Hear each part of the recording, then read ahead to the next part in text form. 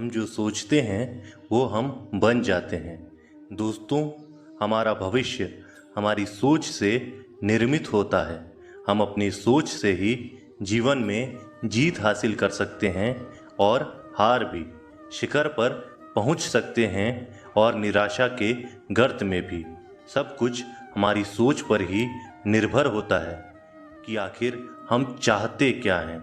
अगर हम अपनी सोच को बदल दें तो सब कुछ बदल जाएगा। दुनिया में कुछ ही लोग सम्मान, खुशी, दौलत, समृद्धि और सफलता क्यों हासिल कर पाते हैं, जबकि अधिकतर लोग एक औसत जीवन ही जी पाते हैं। इसकी वजह क्या है? ऐसा क्यों होता है? क्योंकि दुनिया में अधिकतर लोग दूसरे की सफलता के बारे में अधिक सोचते हैं और अपने बारे में कम, जिसकी वजह से वे स्वयं असफल रह जाते हैं।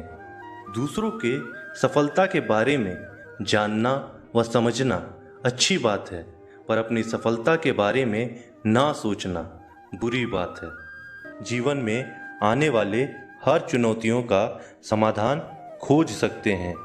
हम सबको अपनी शून्य की खोज करने का प्रयास करना चाहिए। शून्य को खोजने का अर्थ है कि एक ऐसी मानसिक अवस्था को प्राप्त करना जहाँ प्रेम, अच्छा स्वास्थ्य, ध्यान और खुशियाँ हैं, जहाँ कोई रोग नहीं है, कोई द्वेष, कोई चिंता, कोई युद्ध नहीं है। बस है तो सिर्फ शांति और खुशी।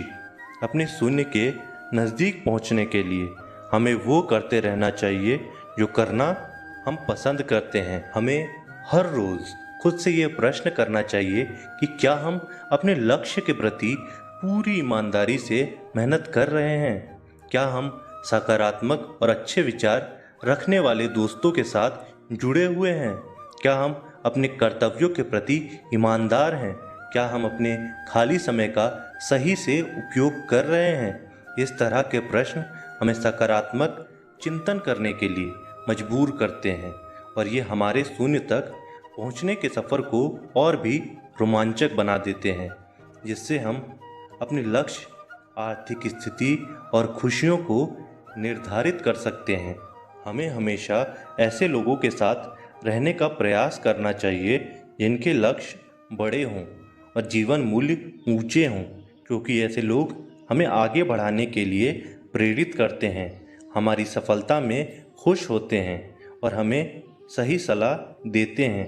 हमें हमेशा रचनात्मक सपने देखते रहना चाहिए और ऐसा हम इन 5 तरीकों से कर सकते हैं। पहला, हमें खुद से ये सवाल पूछते रहना चाहिए कि मैं कौन हूँ और मुझे अपने जीवन में कहाँ और कैसे पहुँचना है।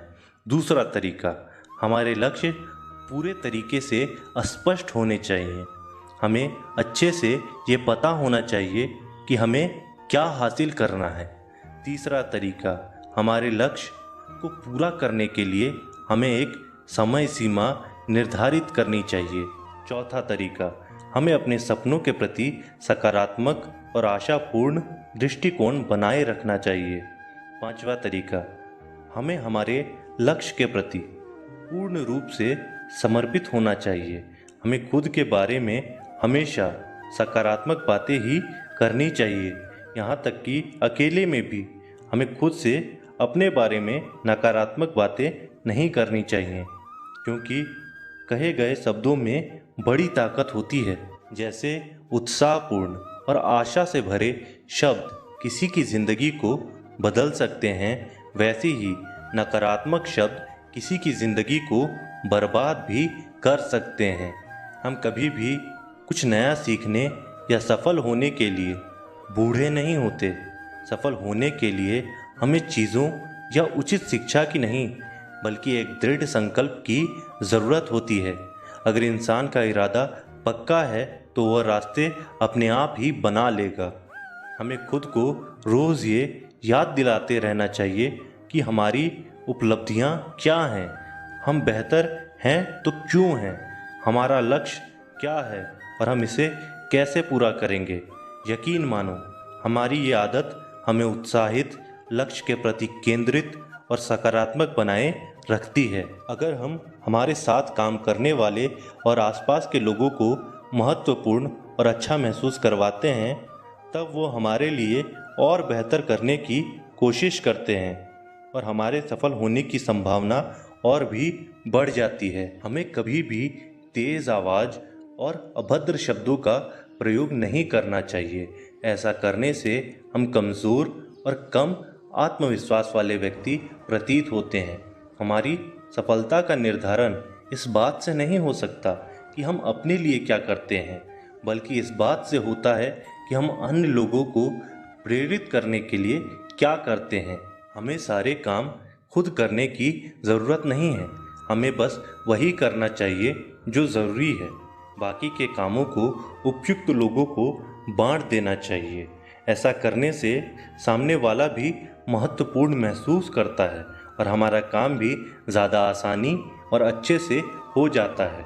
हमें हमेशा जीतने के बारे में सोचना चाहिए, क्योंकि जो जीतने के बारे में सोचता है और विश्वास करता है वही जीतता है। यही जीतने का नियम है और ये ऐसे ही काम करता है। हमें इस बात का ध्यान रखना चाहिए कि हमें अपने बच्चों के सामने अच्छा व्यवहार करना चाहिए, क्योंकि एक छोटा बच्चा अपने माँ बाप के व्यवहार को ही एक आदर्श व्यवहार मानता है और उसे ही अपनाने की कोशिश करता है। इसीलिए हमें आने वाली पीढ़ी को संस्कारवान बनाने का प्रयास करना चाहिए। हमें जो चाहिए उसके बारे में हमें पूछना चाहिए, खोजना चाहिए, दरवाज़ा खटखटाना चाहिए और हमें वो मिल जाएगा जो हम पाना चाहते हैं।